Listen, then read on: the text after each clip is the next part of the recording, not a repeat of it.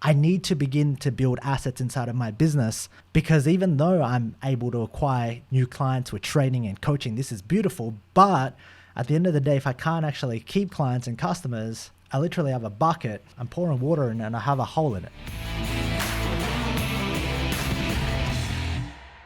And inside of today's video, I really want to talk about the essence of building a core business along with your coaching business or your information business. If you sell courses, if you sell training, if you sell education online, this is a really important thing to consider. The reasons why I want you to consider this is because it was something that I didn't consider for a very long period of time. And when I first got started online, I thought, okay, this is fantastic. I can coach people, I can get paid. And at the end of the day, I wasn't necessarily building an asset. What I was doing was I was building cash flow. And if I was working with a client, well, I would get paid. That would go to the business. I would pay myself a salary. The business would have expenses. And then at the end of the day, the business would actually profit. And how much it profited was coming down from the gross revenue, how much cash I brought in, how much I paid myself, and then all the other people that we had, or the virtual assistants that we had at the start. And then at the end of the day, there was profit at the end of this. And I always started to go in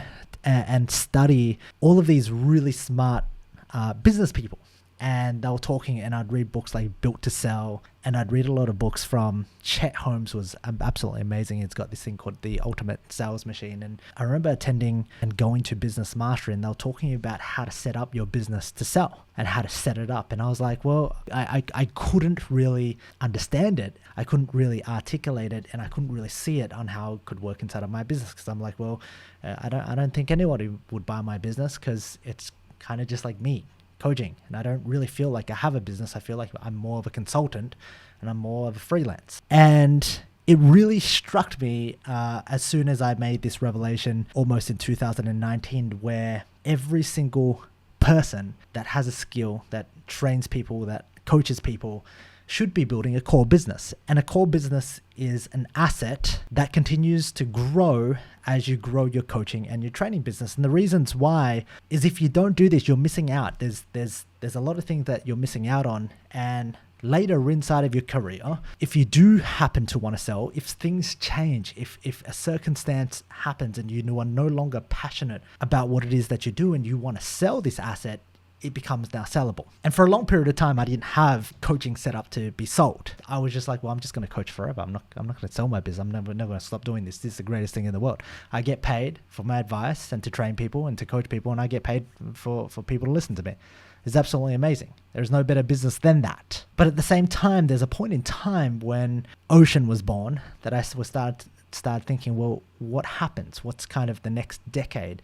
What happens with my options? What happens if I do want to sell? And it's quite funny, because I'm talking to a person right now who has a coaching business who we helped last year, and she's actually going through a divorce, and she's wondering whether or not she has to split up the asset of the coaching business. And I'm like, well, luckily enough, you don't have a coaching business, you have a consulting business, and it's not really business. It's kind of like you were a contractor. So you actually don't have a business. The reasons why you don't have a business is because it's not valuable, because in order for it to be an asset, it has to be valuable just not to you, but it has to be valuable to the person that's buying it. If the business is working with just you, and the business just works with you, and I can't step in, or nobody else can step in and run it and operate it and continue to make revenue and income, because it's solely dependent on you, you don't actually have a business, you have a job.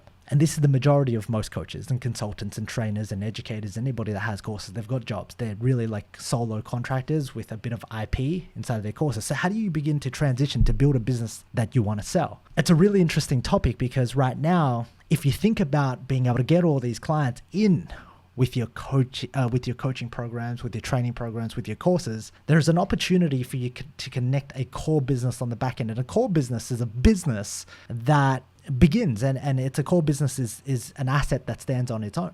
And it can begin by, if you're a fitness coach, you're selling supplements, and you might actually extend out and be an affiliate for somebody first, but that's not essentially your business. And until the business gets big enough, that's when you might start out to go, hey, you know what, I want to go out here and I want to create my own product. I want to create my own supplements. I want to go and create my own brand. And that's when obviously clients come back over and over again. That becomes an asset, because it continues to run without you. And because it's continuing to run without you, it now has its own value. that means a bigger supplement company can come in, acquire it. And when they acquire it, they can actually, what they're paying for is they're paying for your IP, they're paying for your formula, and they're paying for your clients that are purchasing that are going to come back over and over again. And generally this is then you look at pricing to sell. And this is when you look at anywhere from 2 times your yearly profit margin to 8 times your yearly profit margin, depending on how well it's structured, how much retention that you have, how much continuity you have inside of that business.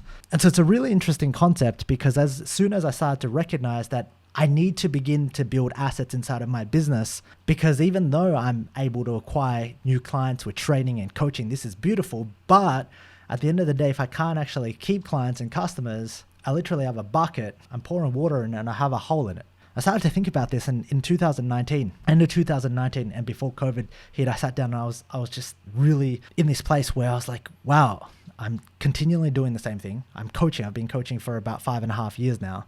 I'm getting clients, and a thought just sat with me. If I had been able to retain all those clients, like where would the business be? If I had been able to retain them inside of a core business, inside of getting them to continually pay me in over and over again, where would the business be? And a lot of people think that people will stay on with you after coaching after 12 months, yet the reality is only 5% do. There's not a high retention rate inside of a coaching program after 12 months. Why? It's because inside of coaching, when they're finished 12 months with you, there's no reason for them to continue to stay with you. They stayed with you for the first 12 months or 6 months or 12 weeks because they wanted to achieve result. Now, the only factor in them continuing to stay with you is if you have to continually learn something new, create a new program, create new processes on it, create new data, new tracking, a new entire ecosystem. And so what happens is you're just pushing the can down the road. So if you come and work with me, and what happens is you work with me for 12 weeks or 12 months, we finish 12 months, essentially you're going, thank you very much, Lynn, I'm done, I'm finished. And I go, wait, hold on, how would you like to upsell to this? I then have to recreate an entirely new different program, an entirely new different client journey, and an entirely new different course, data tracking system in order to make your experience great as a client. So what happens here? Well, now I've got 2 programs. I've got my initial program that you came in, and I've got another program that I've got to juggle. And this is what happens when you're trying to balance 2 things. You do neither well. You stop growing the first program, you see revenue dive, and now you're trying to manage 2. And so what I started to recognize was this thing about building a core business, and go, well, if you've got a vision, if you've got this great vision of where you want to lead your clients, is there a product, is there a service, is there something that you can attach onto that and begin? And it's something that you might even begin as small as affiliate marketing for this product that you believe in or this service that you believe in. And as soon as you grow in there, you can continue to stack it up over and over again. This is really easy for health and fitness coaches. It's easy because a lot of the times you can stack up a product, a supplement that you believe in. A supplement that you truly believe in that matches and aligns to your cause and your vision. You know, if you're a marketing consultant and you're a marketing educator, you're a marketing coach, ultimately, well, you have an agency that can run it. And now you're building an agency based on the processes and systems. And so if another agency wants to acquire you, they're actually acquiring your clients, they're acquiring your IP of how you actually do that. A core business should be a business that essentially continues to run without you. And that's what you want to build, because you're getting clients through the coaching business, the education business, the cash flow business. And then now you're actually building the asset over time as well, which is the recurring. And so a really funny thought I've had over the last couple of weeks, especially with all of these shutdowns happening on Facebook, like Facebook ads and Facebook are banning out a lot of ad accounts. And the question I've got to leave you with is this: if your main form of getting clients and client acquisition is through Facebook ads, will your business survive if you get shut down? And for the majority of people online, watching this on Facebook, watching this on Instagram, they won't actually survive. And the reasons why they won't survive is they're missing the second piece of the puzzle, which is the first piece is you got to figure out how to get clients, which is easy because there's so many different ways you can get clients online. The easiest thing to do is to look at how other people are getting clients, and there you go. It's not particularly hard. It's not particularly a magic show. But the second thing, which is really the key piece, the intellectual property, is do you have a core product that people come back to and continually buy over and over and over again, regardless of whether or not you turn off your advertising, whether or not your brand switches off, they'll come back to the website because they want to keep purchasing their product. And so I think about all these things and all these simple businesses that have grown, aka nappies. Huggies nappies don't need to continually advertise to me. I continually go back and buy that every single month. So as soon as they've brought me into the ecosystem as a client and as a customer, I was going to continue to go into 1 year, 2 years, 3 years, 4 years, 5 years old, she's going to need nappies. And without advertising, without saying any more, I'm going to continually be a customer for life. And so these are thoughts that I want you to consider. There are so many coaches, there's so many trainers, there's so many educators online right now. There's plenty of online courses, but the thing that's going to differentiate you in the next decade is whether or not you know how to build an asset. It's not asking yourself, hey, like, you're going to sell your business later down the track, or it's not whether or not you want to sell, but it's giving you that option to think about, well, hold on, I'm acquiring clients through my courses, through my coaching program, whatever the case may be. I don't want to have 5 different programs, because obviously in order for me to create great programs, I need data, I need a client journey, I need a roadmap, I need my course, and I need to be able to improve this over time. So having 5 of these things with clients at different points isn't actually going to make sense. So what core business, what Keystone product can you begin to add in so that your business continues to grow even if you don't actually acquire any more clients? Because the people that are attached to your Keystone product, they come back over and over again. And so a Keystone product is a recurring product that people come back to buy over and over again. That then builds upon this asset, this customer list, this brand that you want to build, that later on can then be acquired, that then can be sold. So I want to leave you with that thought. This is a very interesting thought. I don't think it's spoken about enough of inside of the coaching space, inside of the education space. There's a lot of conversation around getting clients because that's what people do. They learn something and they reteach something, and then that just becomes this complete big multi-level marketing pyramid scheme. But getting clients is actually really easy. Like, get in front of more people, add more value to them, and make them an offer. Very simple. If you want to do this through farming Facebook groups, you can do that through farming Facebook groups. If you want to add all your prospects as friends, you can also do that as adding. If you want to jump on LinkedIn, you can also do that. If you want to run ads, you can also do that. The key thing that a lot of people miss when they're running advertising is they don't actually have a message. They're missing the core message. They're missing the ability to communicate clearly to their prospective client about their problem and clearly present a solution to them. That's what they're missing.